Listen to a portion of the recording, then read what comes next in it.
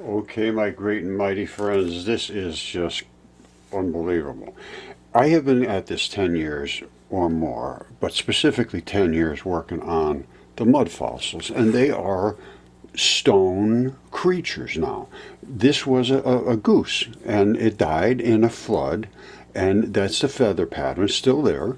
There's the goose and his beak and a bill or whatever they call it, and that's the neck. And you can see the neck, you can see the anatomy of the neck if you know what to look for. And I've looked for it quite well. And there is an artery over there, and I understand the I understand the anatomy, and I have bones and different parts of the bodies that have separated along what I called fascia. Originally I called it fascia facilitated fossilization. And the membranes that surround everything, and skin and even feathers, is nothing more than a membrane. It separates you from the rest of the world. And inside your bones, the membranes, or inside your body, the membranes of everything, muscles, tissues, connective tissue, bones, organs, every single thing has a wrapper around it. And that separates it and keeps its chemistry and its integrity away from everything else. However, everything has to be able to penetrate it for things to be able to brought into it and kept out of it. So the membrane does that job using bacteria. And we'll get into that later. But what I'm going to talk about today is how hard it is for a brain to accept this, because it's still not accepted today. And I have CAT scans, I have DNA, I have all of this stuff. This one's been DNA tested. It's a human lung, and any anatomist says absolutely it's a human lung. Well, a geologist says no, that's feldspar. That's just nothing. That's I don't know what they'd call it, but this was in a flood too, just like my goose. And you see how flat the back is? And that's the depression of the heart. The whole body was like this, and when it finally disassembled, this came out, and that's the lung, and that's the bloody part of the flap of the lung at the bottom. So this is not and it's DNA certified, so this is not a question. However, I also have giant human beings, and they are giant, and that's also DNA tested, excellent quality DNA, the lung, and let me show you the fingertips, so there's no questions. Don't forget, that's my goose, and he died again, flat like a pancake in the flood. And there happened to be a giant flood, and Velikovsky did all the research on it, and it said we almost got hit by a comet. This was written in all the ancient documents, 100% around the world. And he did the research on this long ago. He was a contemporary of Einstein. They knew each other, and he did all of this evidence to support that there was a giant flood. And when it did, this impact almost of this enormous comet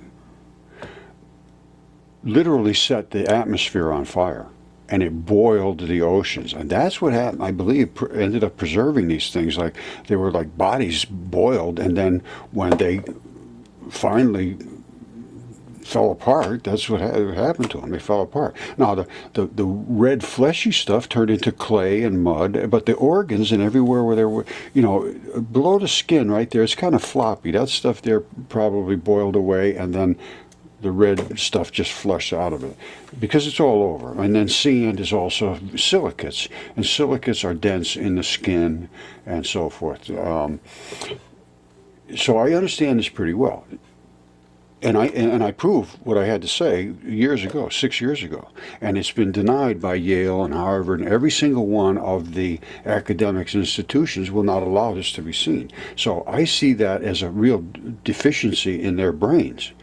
Because if they're trying to teach us what is reality and refuse to engage in a discussion of something that is 100% substantive, there's no just theory here. This is what it is, and it's proven now. So there's not it's not now. It is why they will not step up and look at things. So I've been getting deep into denialist thinking, and I just had one about how to react to a science denier. This was by the Royal Institution, and they're saying, pretend you're going to talk to them, and then at the last second cancel out so that they look like a fool, and you can just not have to engage in it.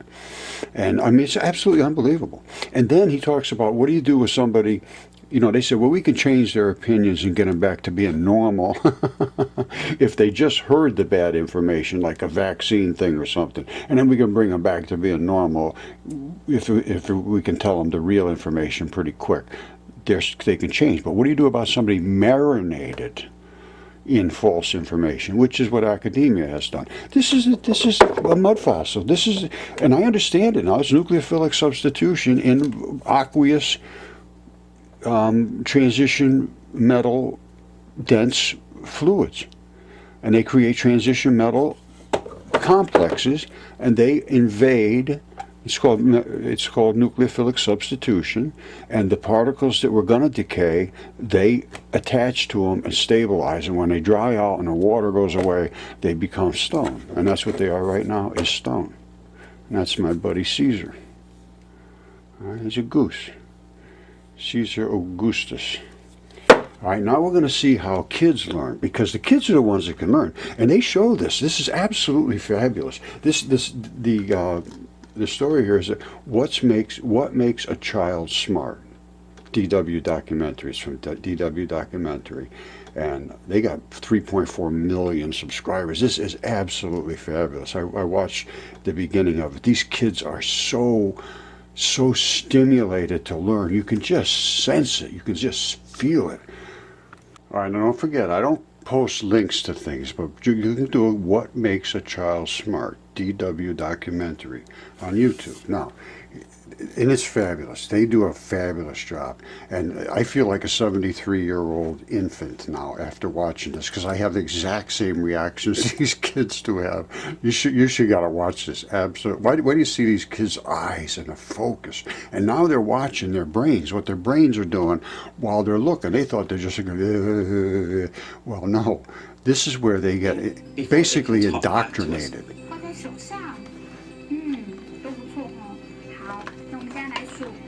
What we found is that children learn more and learn earlier than anyone ever expected.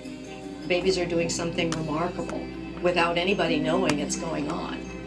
The baby brain is actually taking statistics as they listen to us talk. They don't know words yet, but they can tell the frequency of the sounds. While you're talking to the baby's brain is reacting, trying to get ready to talk back to you.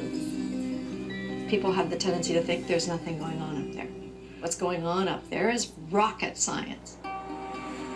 Sell online and grow your business. Okay, anybody that knows me knows that I've been basically railing against academia because they have been so stonewallish about mud fossil research, which is 100% proven. DNA, CAT scans, specimens, anatomists, chemistry, nucleophilic substitution. I have the specimens, no question. And now the light research showing that light can accelerate in a two-particle, two-hole theory, which already they have found increases the output of energy, so we should be able to get free energy. Totally dismissed and fought against by the academics that should be looking for the solutions to things, and they're looking for validation of their own little pet projects and funding and all that sort of stuff. So I started looking into the brain and the development of the brain and how the brain locks in on these things that are they're undeniable. And well, hey, let me just show you a couple undeniable things, and then we're going to look at what academia is teaching the academics how to respond to people like me that show these things. It's absolutely incredible. The academics want their fellow academics to destroy people like me, and they want them to pretend they're going to debate with them, and then at the last minute pull out so they make them look like fools and they don't have to engage in anything that they don't want to engage in. And that was by Royal Institution had that, and I'll show you the clip from it. It's exactly what it says. Okay, my friends, I found this quite humorous, actually. This is the Royal Institution, and this is Lee McIntyre, and he's saying, here's how we're going to deal with science deniers. Here's how to talk to a science denier, which I deny the science they're selling. Absolutely I do. So I am a science denier for sure in their eyes. Now here's what he has to say. They want to make fun of us, and every time they talk about it, they always say flat earth and creationist, which I am neither of those necessarily. Flat Earth is insanity, obviously. If they say the Earth is flat, no, the Earth may have been flat at one time, because all accretion disks, when they spin, they scrub their outside edges and they condense, and sooner or later it will turn into a ball, which is what's happening in all the galaxies and all that. So yes, the plane of existence, let's call it, I wouldn't call it an Earth, I would call it chaos, which is what they a long time ago referred to. That is going to create an accretion disk spinning through space, which is exactly what it does. And at some point it would condense into a ball. And that's exactly what Hesiod says. Zeus told him, or Zeus's daughters, the Muses, told Hesiod to write these stories of our origins. And it's exactly what was told, that they molded the chaos into a sphere. Those are Hesiod's words, dictated to him by the daughters of Zeus. And Zeus was supposedly the god of all men and all gods. So he was the big guy. And I have evidence to show that the words written about Zeus are true as well. They said he killed Typhon, who was a giant dragon, with his great and mighty sword. And I can show that that's an actual fact. You want to see it? Okay, no problem. Here it comes. Okay, I say this is Typhon, and his throat is cut right here. This dragon runs all the way across North Africa. Fit that into evolution. All right? Fit that into the history that we've been told. And that dragon is attacking this fish. Now don't turn off, don't walk away, don't say, oh, the guy's crazy, and turn it off. No, because I will show you the evidence. This is a fish. And if you can't see and you don't know what a fish looks like, the fish has this little tail that comes like a swishy tail. It has a fin up here, and it comes down. It's obscured at this end, but these are all the fins, the scales. All right, that is a fish. And what's he doing in the desert? And how could it be so gigantic? Well, at one time, this was not a desert. This ran off out of here because this was an ocean at one time. I know the fish is pretty big for any kind of ocean, but what we're seeing is what we're seeing. If it is, it is, it is. So you need to look at it and then make an assessment of how could this possibly happen. Not say it can't happen because it's just impossible. I would go with all of those things. I have no account for how that fish got that big and is here, but I can tell you what. It drained all of that mud out of the Sahara Ocean. All right, just think about it. Just take your time. Think about what you're seeing.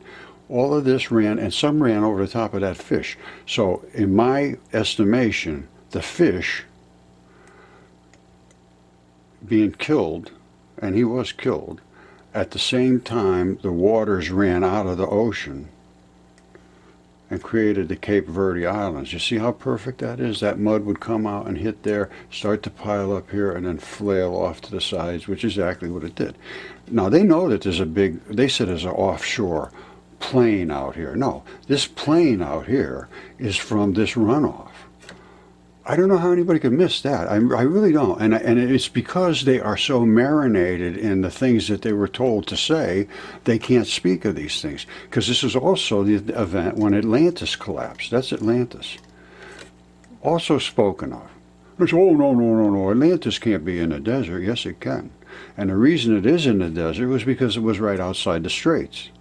And they saw, oh, no, the Straits is up here in Gibraltar. That's the Straits of Gibraltar. I said, no, well, this is the Straits of Sahara. And that's where they owned. They owned the Straits right there of the Sahara. And that Straits allowed them to control entry all the way through this area. All right, it ran off out here. It drained off when it collapsed. When Atlantis collapsed, Plato said Atlantis collapsed. And when it did, everything ran out. And he said they will never speak of mud again. Now, Did Plato know about the fight of the fish and the dragon? And you say, oh, Roger, what dragon? You didn't say anything about a dragon. I said, oh, I didn't? Well, let's just see what happened to this fish. Let's look at his fin. What happened there? What is that all about? Look at how pink and nice this is here.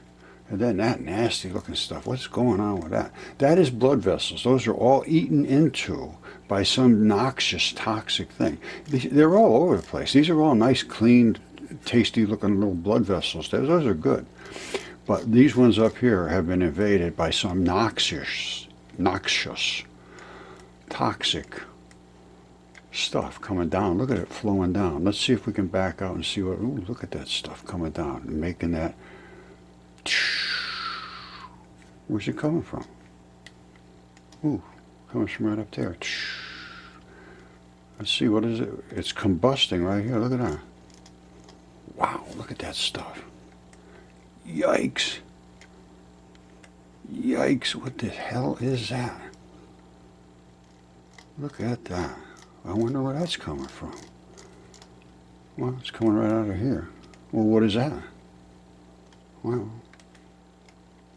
it's the throat of a dragon, actually. And here's the dragon's throat. It runs right down here. And he goes for quite a ways. And there's his nose. That big, bumpy, nasty nose that they have, that wrinkly, gnarly-looking nose. And there's that red, flaming eye that they have. And then if you've ever been to Japan or China, I think China primarily, I don't know where they are, or some oriental country, they have these flashy-looking, fluty-looking things running down the sides of the dragon. You see it running all the way down the side of the dragon? And this dragon, obviously, is dead now, and decayed in the desert, and ran off. All this is what they call effluent. It's the bodily decaying fluids that are purged from a body when it dies. It bloats like, and it squirts out all this fluids that are in here, and it drains off. So the body is really up here. All right, this is the body right here. That's the outside scales of the body, and they are dragon scales. Now, just beyond that, up here, is the throat, and it's eroded away, so we can see down inside the throat. It's become a valley, and we can see the scales that run here because they didn't erode. Those things are tough. Now, and that's the flashy stuff that runs down the dragon's throat. It runs down his body. And his body runs a very long way. All right, this is all the same stuff going down, down, down. Well, what happened to him? Why did he die? Can we determine a cause of death? Well, let's do a little autopsy. First of all, let's examine the crime scene. I've been watching some of these British shows. Oh, I love them. Anyway, now, so what do we have here? Means, motive, and opportunity. Motive, he hates the fish. Means, he's got toxin. Opportunity is, I don't know, they just got together one day and didn't get along. So, what do we got? We got a dragon attacking a fish. I don't know if it killed it or not, but they're both laying there dead. However, they both died.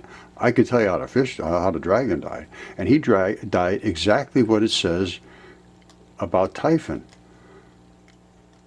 He cut his throat. You see that? That's blood. You go to any crime scene investigator or go and watch BBC and any of the crime scenes.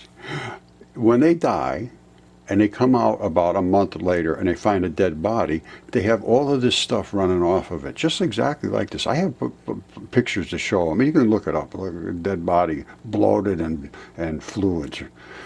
Now, so let's look inside the throat. We know out here is just the armor. And all of this is just runoff. So forget all that stuff. We're up in that area right there. That's his body. You see it? That's his body. That's his body. And up on the top, basically, this is got, I don't know what this is, flashy, fruity looking feathers, or because they had feathers. Yes, absolutely had feathers. No question whatsoever. There were feathers within this mix. And at the end of his tail, he does have a fluty flash of feathers. Now, let's look down the throat, where we know out here he spit this stuff out of his throat, and you can look at it and it's just nasty. And I found the injectors. Look at this. You see that? Have you ever seen anything so nasty in your life? Now, and I found the injectors. They're red and green injectors coming right out of his throat. And again, you come up here into his throat, right about there. See him? Right up in here, they mix the cocktail, and then it spits out, and it's a bad day for somebody. Now, running down the throat, we've got scales. Baby, we got scales. Now, this thing, Typhon, was supposed to be untouchable. And he was, well, he's over 1,000 miles long. And it's got some pretty serious armor and got some pretty serious weaponry there now. So what happened back here? How did he get cut? Well, it says that Zeus cut his throat with his great and mighty sword. And they've always equated that to his thunderbolts. Now, I don't know if that's what it was, thunderbolts or not, but I can tell you what, that thing is cut, and that's where it bled out. Now, there was more injuries here. Like I said, we're going to do a crime scene investigation. All right, so you bag that up and you put it in the evidence room. Now, take a little sample. Now, so here we go down all the scales, scales. And there's scales everywhere. This is a dragon. I mean, that's what the head of a scales. So we go down to scales. Let's go a little further. Did he get hurt any other places? Well, he might have got nicked right about here. I'm not sure about that, but I think that was a nick. There's another couple of cuts down here that were pretty serious. That, I believe, was a pretty good nick right there. When you see they're hitting into the red blood, you know that bled out. Well, you can see over here too, the whole thing cut right across. So that was a pretty good whack. You see it? And then the blood ran out over here and so forth. Now, and then there was a couple more little nicks down here. There's one right there, I believe. See it? Smacked right across there, that whole thing. And it bled out a little bit. And you're going to see different colors of blood. Well, let's take a look right here. Here's a perfect example right here. We got black, which is your vein blood. All right, that's where your vein colors come from, because you only have two oxygens in the vein blood is being re-energized. It's coming back up to get re-energized. The red blood is the arterial blood. And you'll see it here and there. You know, the red is artery. See how red that is? And then you have the yellow is a transitional blood, where it's partially oxygenated and partially deoxygenated. So, and this is a perfect example right here. Look at that. There's the transition all in one shot. See? All right, so let's get back to the actual victim himself now. And now this is an avian creature, meaning it is a bird creature. And how could a crime scene investigator make that determination? Well, you look for signs of avianivity. And what is that, Roger? Well, that's a cloaca. And what is a cloaca? Well, it's really poop. Now, I believe this is the pooper right here now. That is where the best growing is going to grow, in the desert here, you see. And people are living there, I believe, because of its fertility. And it's just like poop is very, very fertile. Fertilizer is poop. Now, coming out of here, the cloaca does two things. It mixes the urine and all that stuff together in one flow. And this is what's coming out. That is literally poop-isms coming out of there. And that's where it ends up coming out and piling up here. You see it? I don't know if that'll lock in or not. It doesn't look too good. But you see, well, you can see it. It's not hard to see that there's a difference in the consistency there, and something's running down, and I don't know whether it's stuff is coming in from the sides or not. But anyway, I came to the determination. I went through the whole digestive system and everything. It takes a long time to do this because it's very, it's nicked up and squished up and eroded, but it's all here. And all of these things, you see all these like webbing and all this special stuff going on there, that is like organ systems working in here. That's not accidental. And it's hard, you can't focus in on this stuff too good. They don't have a lot of this stuff highlighted real well. But I understand how the vessels work, which is the same thing we saw on the back of the fish. You see this kind of webbing, basically, is what I'm talking about, and it's all over the place in here. And that is the signature of biology interacting with its other parts, blood and feces and digestive system stuff, and the whole 9 yards. But I believe I've made a pretty good case here. Now, if I'm a science denier, who will step up and say, Roger, you were wrong? Now, they are not, they won't talk, but I can show you back here. His tail continues on. Remember I showed you there's a cloaca of our avian bird-like friend, and here is more tail of the dragon, and there's a runoff of all of the fluids. Again, same thing, running off of the fluids, the tail runs out, and it continues on. You see how this flashy looking stuff is here? That's not just accidental. And this also is not just accidental. It actually turns into feathers, is my opinion. See, these are like, they turn into feathers at the very end. And I know there's other ones with feathers that'll blow your mind because they're just as big as this. I can't account for these creatures that were here, but if you can account for them with evolution, I'd like to hear it. Because that's all the way out here, these feathers are still these fluty looking things. Now, you think that dragon is big? Yes, I do. Do you think it had feathers? Well, yes, I do. Do you think it was attacking a fish? Yes, I do. Do you think this was an ocean? Absolutely. Do you think Atlantis was here? Yep. Do you think it collapsed? No question about it. Do you think that old mud ran out of here and landed up here and created this plain? Yes, I do. Do you think the Cape Verde Islands are a result of that flow? Yes, I do. Do you think there's other dragons on the earth? Absolutely. Can you show me some? No question. Let's go over to the US of A and see the feathered serpent, which was talked about in history too, and only science deniers can see it. There's his head, there's his body, runs all the way up the East Coast. I'm not going to belabor this because I could do this all day long and show you things on Earth that you can not possibly imagine.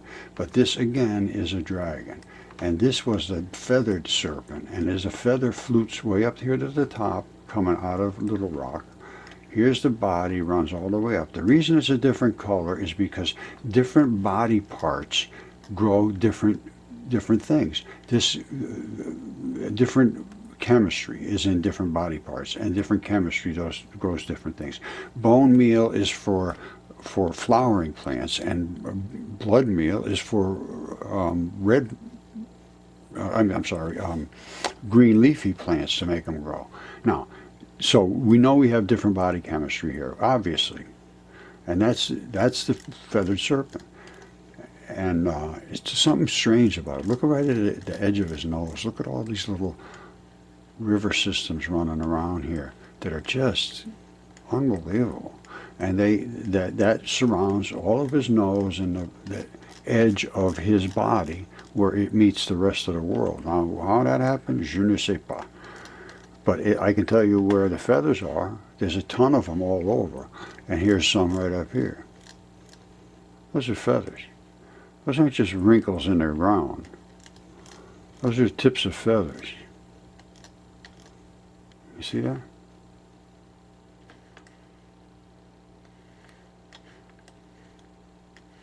See them all? I have feathers here. Hold on a second. Well, you know what? Let me show you. Hold on. All right, check this out. This is on the East Coast. I'm not exactly sure. A friend sent, Greg Morrison, found this down somewhere next to a road. This is a piece of the feather. That's a piece of the feather. All right, and it damn sure looks like a turkey feather. And it's pretty seriously good size of, thickness compared to the turkey feather. And that's just laying on the side of the road. And that's where he took the chunk out of there. And that's sure looks like it to me. Now, Caesar here, I think, was a little worried when he saw the size of that feather. Don't worry, Caesar, you're my buddy. I'll take care of you, buddy.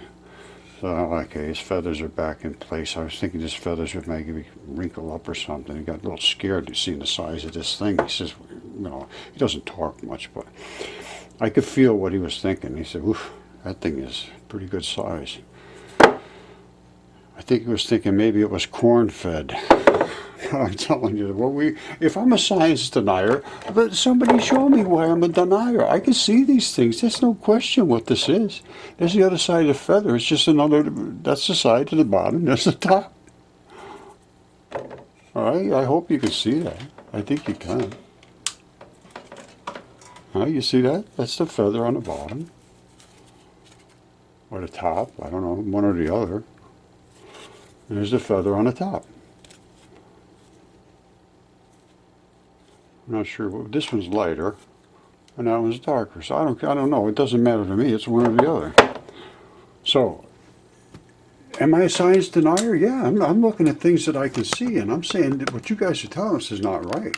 So I'm denying your science. Absolutely. Okay, my outstanding friends, I find it extremely interesting that Caltech is putting up this lost world about the La Brea tar pits from their archives in a special collection, a production of Caltech. Now, this is, again, Caltech, and I'm the only one that commented. And I commented, I have discovered perfectly preserved complete body parts, lungs and hands and so forth, with the blood still in them, DNA tests as human, CAT scans, anatomy, chemistry, all done. Processes flood-related nucleophilic substitution of the biomolecules into stability. After dried, they are rock. Please contact me for details. I have 10 years of deep research on this. Now, let's see what they have to say here. This magnificent skeleton of a saber-toothed cat, on permanent exhibit in Caltech's Arms Laboratory of the Geological Sciences, is a testament to two vanished times.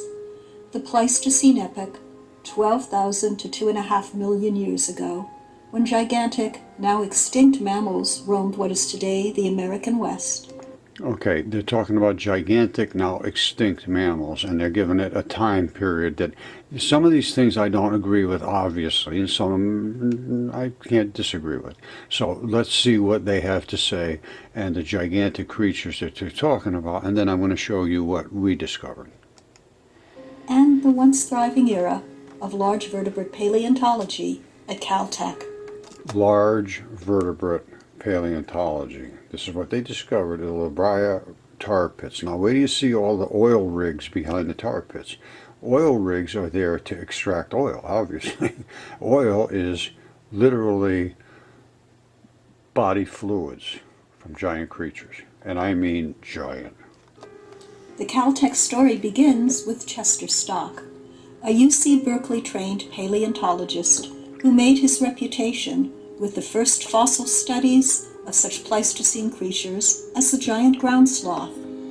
He was recruited to Caltech in 1926 by his former Berkeley colleague John Bawalda, who had just become head of Caltech's newly established Division of Geological Sciences. Over the next quarter century, Stock and his students carried out landmark studies on the evolutionary history of mammals and put Caltech's paleontology program on the map. All right, the evolutionary progression of mammals. Now, this is where they come into everything evolved from little creatures. Well, everything back then was gigantic creatures, so they devolved really. However, evolution is one of those things that, things change. Obviously they change, they adapt, but everything didn't start from one little slime ball. It just didn't happen that way. Some gods populated literally everywhere with creatures. I can't find anything that isn't biological. I know it sounds insane, but it's just a fact. Much of their work centered on the large animal fossils recovered from the asphalt pools or tar pits. Right. That is body fluids. This was some kind of gigantic creature's body fluids. Now, I don't know whether those are from the heart, from the lungs, but this would be dense from the blood. Of Rancho La Brea, located in what is today the Mid-Wilshire district of Los Angeles. In 1929, the Los Angeles Times reported on the thousands of ancient fossils discovered there, including elephants 5 feet taller than African elephants. All right, elephants were bigger. Saber-toothed tigers, twice as large as jaguars. Twice as large as jaguars. So they were still fairly good-sized creatures, but certainly nothing like what I'm about to show you. And the truth of the matter is that everything died in a giant flood, and these were just scavengers. These were literally like tiny little scavengers that just scavenged the dead bodies of these creatures, and they were eating into the heart or the liver or the lungs or whatever it was that had all of these fluids in there, and they became trapped in them and died there. That's why they found them all in what they call these tar pits. All right, this is called the Doom Pit. It screams echo. Dr. Stock completes amazing story of beasts trapped and eaten in the La Brea pools. Okay, then of course he wrote a book about all of what he thought was the history of it and these giant creatures and so forth. Well, I'm going to tell you what right now. An elephant 5 feet taller than an African elephant today, the creature that was in my backyard could pick that up with one hand. All right, and this is human, and it's been DNA tested as human. Had an anatomist look at it. A kid can tell that's a fingertip, and that's the fingernail. This is the bumper pad that bumps up to the next bone right behind each bone that they rock on. And the fingerprints are flawless as well. The nail is there. The prints are also flawless. And there's the fingerprints. I broke it off so that we could get inside to get some blood out of an artery, and did, and sent it off, and it's DNA tested as human. One fingerprint ridge with the little sweat pores. You see the sweat pores? One fingerprint ridge is the same size as, my finger is the same size as one tiny fingerprint ridge. Huge creature. I estimate it to be close to 200 feet tall human. So we're talking about an elephant that maybe is 30 feet tall or whatever they were. Pfft, no problem. Carry one in each hand. This guy was big. And it's DNA tested and certified, so there is no question it's real.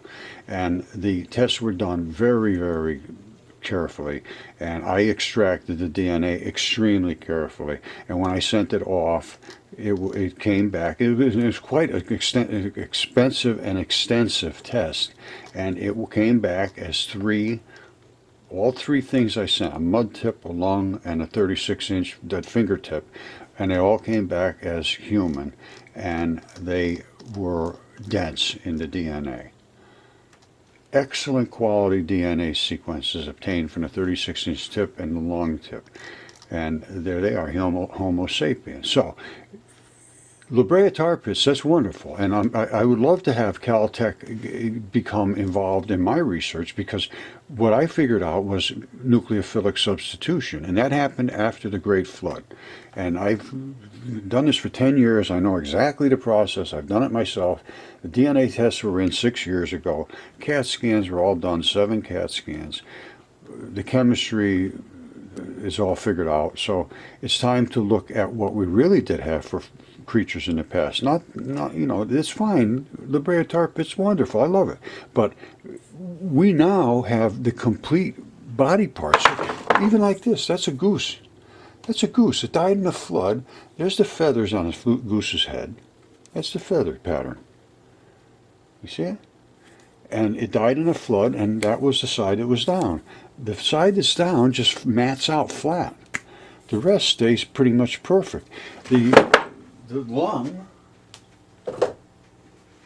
is right here. Any anatomist will tell you, yes, that's a lung. It's a left human lung, and that is where the heart sits, and that also died flat as a pancake like this.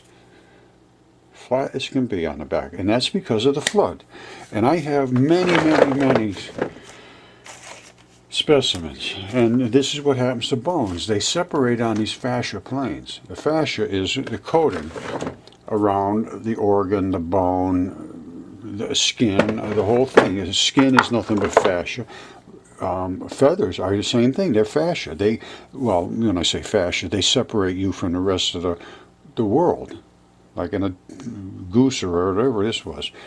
That's his neck. You can see the pattern of but nucleophilic substitution comes in and changes all the biology into stone.